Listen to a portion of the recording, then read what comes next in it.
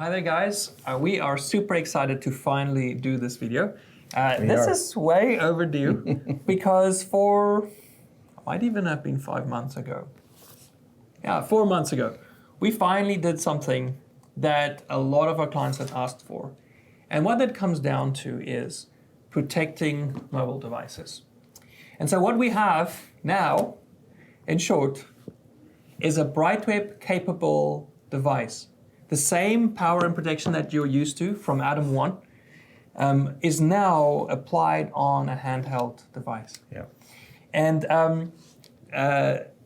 this is super important for me because every time you secure a network, you create that walled garden, Brightweb for that organization. Network is secure, egress is under control.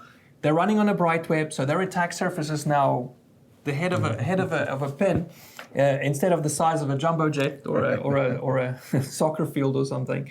But the problem is that there are all of these unprotected computers on networks, right? Yeah. Not this guy, but this, and then all the devices that are coming onto the network, each and every one of them is a full-blown computer, modem. Yeah. And even a router, because you can turn on a hotspot service and that makes it a router basically. Right. And so it's almost like you have these floating implants, security risks in your network every day because, right, so you've locked down your network is secured, but all these devices get to connect at some time during the day and sometime they get to leave and there's no egress control from them.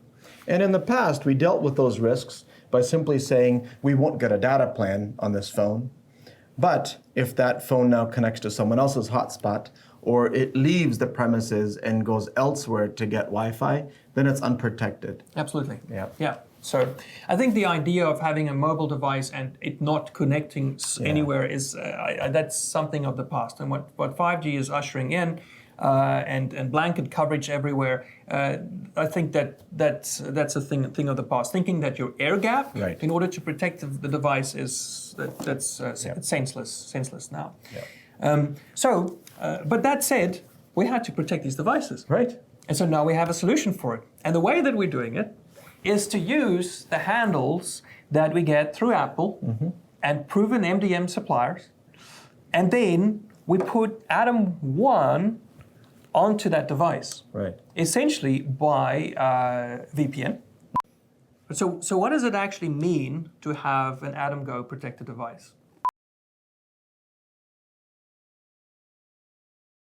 What it means is you now have the same experience on the phone as you're already used to on the desktop, on the computers, right? You didn't see ads anymore that were displayed by a third party. You went to a speed test website, now it's there, beautiful, but without the third party ads.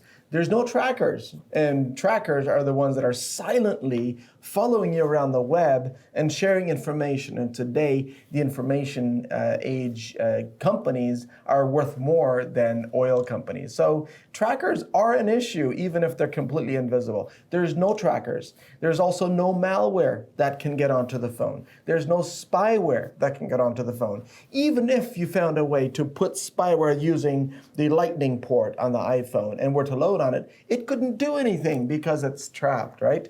There's going to be no creepers. No bad guys. Another form of trackers, right? And basically no bad guys and no cryptojacking, which is what a lot of websites are now designed to do, is use your phone, use your computer to help them mine cryptocurrency. So all of that is blocked. Right. Okay, so let's just have a look here for a second so we can see what the difference would be. Yeah. Let's just practically go to the same website. Sure. Can you fire that one up? So here we have an unprotected Samsung device, and here we have a fairly locked down Atom Go. This one here actually does not even have a camera on it, and very limited apps that can run on here. So this device can connect via Wi-Fi. It's on Wi-Fi at the moment. Or if we were to switch Wi-Fi off and connect, or we connect with LTE, let's see if we have connectivity here. What you'll notice is that immediately the VPN switches back on. So it doesn't matter if this device actually connects via a hotspot. It could be in a restaurant, it could be connected to a cell tower in Germany. doesn't matter where it is, this device always VPNs and exits back behind the protection of Adam1 in your organization. And so that's very, very important to understand. Let's just go here and let's check on who am I. So here we can see what the actual device name is, and we can see what the VPN exit point is and how the device is named. At the moment, we're just running a demo AI whitelist from the demo location. And so this is exiting in London, Ontario, Canada. And let's just view the log. So from here, we can see everything where the device is trying to connect to. And everything that is in red here is something that has been blocked for whatever reason, like it's not on the whitelist. And everything that is green is stuff that is allowed through. So you can here see, like this Twitter. Like Twitter's trying to connect. Wow. Google Analytics is trying to connect. Scorecard is trying to connect, but it's not allowed to exit this device. And I don't Without even us have anything. going there. We didn't even go there. We don't have right any now. apps running, Yeah. right? Yeah. So I've actually not even opened a single app. Let's just see what's running in here. Yeah, that was just there's almost So nothing. Twitter is running on not this installed. device. We're not visiting Twitter, and yet Twitter is being visited by the device, being attempted to be visited. Yeah. So something on this device is screaming to connect to Twitter, but Right. we're not allowing it to. Right. So let's see what else is happening here. So double click again. So those are ads. All right. So let's try to go to the Calgary Herald. So let's do an actual test between what the user experience is Right. for a Brightweb capable device versus one that's not protected, and let's just go up to the Calgary Herald here. That would be an interesting test. So of course, for this device, it's not on the Brightweb yet, right? So. So even if this was a phishing attempt, doesn't matter, okay? But so this is not on the Brightweb yet. So now we're going to request an unblock for it. And the AI is now obviously going and checking to see that everything is safe on it. But let's have a look here. As we scroll through, you can scroll through this guy, and then So he'll see that there's a lot of legitimate content, but then look at that. Right there, we already encounter our first ad. And this ad actually ends up utilizing more bandwidth. So if you're on 3G or LTE data, this is a crazy amount of data. In fact, 40% of bandwidth in many university studies are consumed by just these kinds of ads, especially on mobile. And there's another one. Barely a few sections down, there's another ad. And what you'll find a lot of online content where very quickly you started getting to the point where there's more advertising than there is non-advertising content, just by loading one continuous page like this. There's another one right there. And so it just continues on and on and on, where you end up having tons of ads and trackers behind the scenes that you don't even you see. don't see the trackers, right? But the That's trackers are screaming behind there too. Right, so let's look at the dashboard here, because the AI now had its opportunity to go and check to see that the site is safe. So Calgary Herald here is already in the closed list here, so that was added. But let's have a look at all of the dependencies. And again, you just look at that, right? You have so many dependencies and domains that were ads, adult, dangerous, all stuff that you did not want. You don't want this stuff, pages right? and pages and pages worth. Look at this, right? And all of these are blocked, except for a few. I would say we're almost looking at probably 10 or 15% of what was actually asked for is the stuff that's actually been allowed here. So now that it's done that, okay, done the unblock request, and now you can just simply reload the page, and now the Calgary Herald is loading. But see what's happening? It's immediately forcing you to some other domain for some reason. Right. And why that's doing that, I have no idea. I wanted to go to the Calgary Herald. Right. This phone did that, and it went there and went to some other domain and tracker without any issue. But for some reason, this is trying to push us through some other domain. And I mean, who knows? The Calgary Herald might even be compromised right now for entirely that possible, for that exactly. to be happening. But because it's not on the Brightweb, it's not actually allowing us to go through there.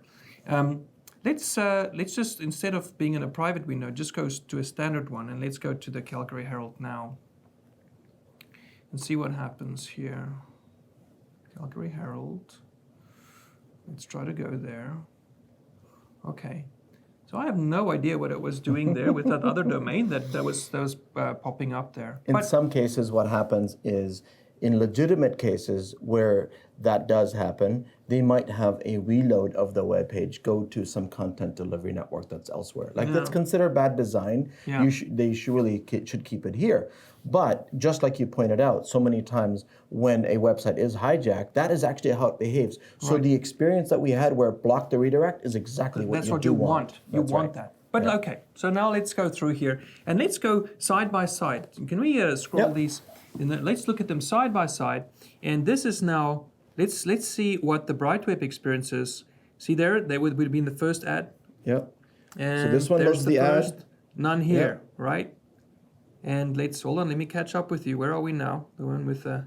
Oh, where's they might also serve different content on Android than they do on iOS, right? All right, okay. Well, one thing that they're definitely not serving on the Atom Go is any ads. Or the trackers. See, this phone has been tracked already, this Android phone. Right. And so they can already customize the stories based on where this tracker has clicked on before. Yep. Whereas that one, there has been no tracking on. So they're serving a default content rather than customized content based on what the tracker tells them they should do. Yep.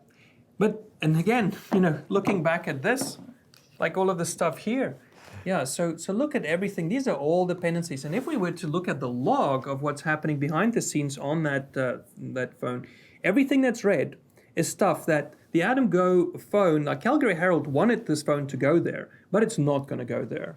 Because these are all trackers, these are all ads, these are all things, and some of this could definitely be malicious links, That's right?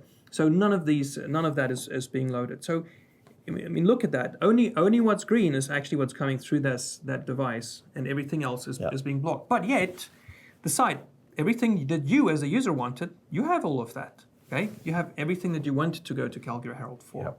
So that's just another example of a Brightweb experience for a user. And this kind of visibility that we demonstrated here is available to you, to the system administrator and any other device on the network that the system administrator says this device has the permission to view the live log of what's being allowed and what's being blocked by a DNS name. Yeah. So let's talk a little bit about how we actually do this. So one is we didn't actually have to change anything on the operating system of this Apple phone. The benefit of that is the 10 plus years of security that Apple has put all of their energy into is still intact. Still at the core. It's still the basic fundamental building block on top of which we build. And we could definitely, the technology is set up in a way that we could definitely be part of an actual operating system of a phone, and by all means we can do that. But with the Atom Go setup, you can get the same protection without even having to do that. So basically, there's three things that we do in order to make this work. And the fact that Atom's technology plays well with others is it really comes to show here. So the first thing is Apple's ABM, Apple Business Management, or what they used to call Device Enrollment Policy. Yep. And that essentially allows us to take the serial number of the device, and that gets connected with Apple with the business ID for that corporation. And then it doesn't matter wherever this device gets switched on, if it's stolen or not stolen, whatever, even if it gets completely wiped, then the moment it sees the internet, Apple says this device belongs to this organization, which is step one, right? Yep. Then step two is then we move into the MDM layer, so mobile device management. And so from Apple, they point to our MDM server, or whatever MDM that's being used, and from there, all the provisions and all of the restrictions and all of the profiles are basically pushed onto the device. And the very first thing that gets pushed down is a certificate with the VPN. Right? So let me show you guys what I think it'd be really cool if we could show that, David. Why don't we just go ahead and wipe this device? What? You're gonna wipe it out completely? What about all the profile building stuff that you did? These are really good questions. And while he does that, let's have a look at this. Yeah. Let's take a look, have a look at this. So here, this is also very important. So here we're using the Mosel device management on this specific device. And what you'll notice here is that there is no option to leave the device management. If you were to look at what a standard configuration for device management would look like, this is what you'd see. So have a look at this here. So if you look at a standard device mobile device configuration that you'll see, you'll notice at the bottom here, remove device management. And if I was to click that, if I were to click that, then all of the device configurations that would be on this would be completely gone. But with Atom Go, that's a different story.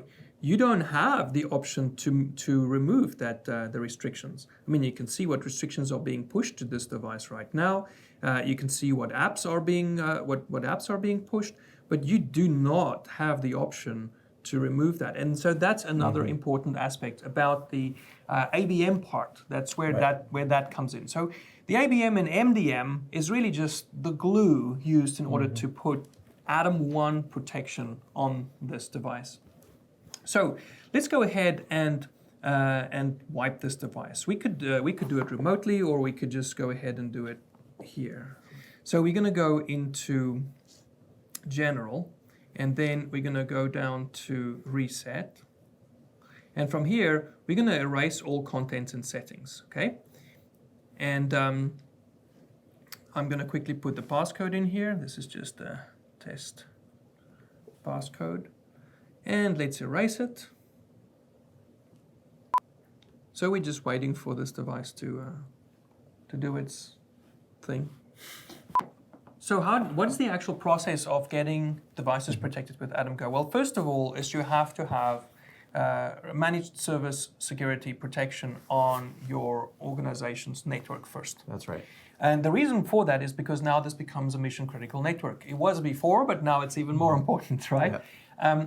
So that's the first thing that needs to happen. And then the second is it has to be Apple devices for now, where things are at. Just we do not have the handles that we need with Android in order to tap in the way that we need to tap in to make sure that the protection cannot be removed. And to us, that's really, really important, right?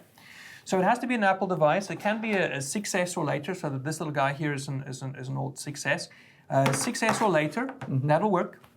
Okay. Yeah, and as far as the source of where you get them from, you still use the exact same channels that you're comfortable with. So if you have someone that you have been buying iPhones from or other phones from, use the same person, use the same relationships that you already have, where you're getting a reasonable deal, where you're getting a good deal or the best possible deal to get your phones. But anything from a 6S or up can be new or used, but you don't have to change where you purchase them from. Yeah, if it's a used device, there's a 30-day hold that's on it in order to have the ABM locked on it. But if we help you to get enrolled, you get enrolled with Apple before you buy the devices, then that serial number and your business ID number is coupled essentially from the factory as you get them. The moment that you boot that phone up, you'll see what you'll see right now. So just remember that you want to enroll with us first in the Apple Business Manager before you buy a batch of phones. But you still use the same channel where you purchased them from before. You also stay on the same plan. Or in some cases, if you have Wi-Fi everywhere where you need it to and you don't need data, this protection will work even if you just have a Wi-Fi access wherever the device goes. Yeah. And finally, you can use the same SIM card. Use the same phone number, same SIM card as what you had before. You're just simply going from a potentially secure device to an absolutely secure device by going on with Atom Go. Yeah. So, all right, let's just select English here, Canada. Oh, yes, and the other thing is this SIM card that we have in here, we have actually applied a SIM pin to it. And the value there is if you want to also take responsibility, as you should, for the data that your corporation is paying for. You don't want the SIM card to go in a dirty phone or an unprotected phone. So that's why this one actually has a SIM pin on it. So I'll just quickly put the passkey in it. All right, so let's set this up manually. And we're going to connect to this guy here. And I'm going to quickly type in the password. All right. Let's see if we connect it there. Good. So now what's happening is that this device is connecting to the Wi-Fi, and Apple server is now seeing this because it's asking to activate your phone. So in this process, the ABM information which is associated, and there you go. You get the remote management window that shows up here. And now you have two options: whether this is your phone legitimately, or whether you stole this phone, doesn't matter. You can either read more about remote management, who is actually managing this, or you can actually click on next, which means that the rest of the device is going to get set up. So we are enforcing an actual passcode policy on this specific test phone, which forces you to create a passcode. So I'm quickly going to just enter that in here. And so it's asking me again to do that.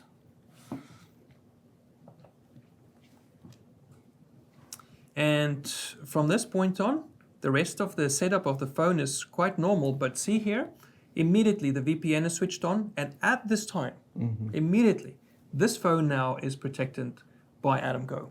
That's right. Yep. And what you'll see now that's starting to happen is all of the system apps and things that were on this device that's not part of the profiles that are being pushed to it will now be either removed or additional apps that's specified for this corporation will actually be added. So so let's see, just depending on how fast our internet is here, let's see what's happening. So essentially what you'll see is that the device now, without us even having to do anything with it, these are all predetermined profiles and policies that are being pushed onto it. See now it's pushing the actual devices for this, so the apps for this organization. There the background's actually changing, and at this point it's turned into an AdamGo. Just like that. Yeah. Right, so there you have it. The device is perfectly rebuilt exactly the way the administrator wants it to be. So it doesn't matter if you do reset it, you won't lose any of the protection settings. The protection that's the first thing that actually comes up to that device. Adam1, right? AdamGo is the first thing that comes back on there, and the device is secured. So in short, there you have it. Security, all the security that you need. Privacy. So you won't be tracked unless, if you want to be tracked, like if you're running Facebook and your organization is allowing that to happen, you will be tracked. Make no mistake about it, right? But at least you have control over it. If you don't want, and it's a high security environment or somewhere where you really don't want their tracking to take place, you have control over it. You can shut it down completely, right? So some organizations have no social media on it. Yep. Some have it that there are no cameras even on the phone. And with the MDM layer, absolutely, we can enforce that. Yep. You know, so it really is now up to the administrators of that organization to have complete control over what this device is. So security, privacy, and then of course content protection is huge. So you have your own version of the internet in your pocket. You are basically changing the world for every device that switches on with Adam1 is connecting to a different version of the internet. Your own version, your own bright web for every single device. So we are changing the world one device at a time. Welcome back to having your own phone and being in charge of your own data once again. That's good. Thanks.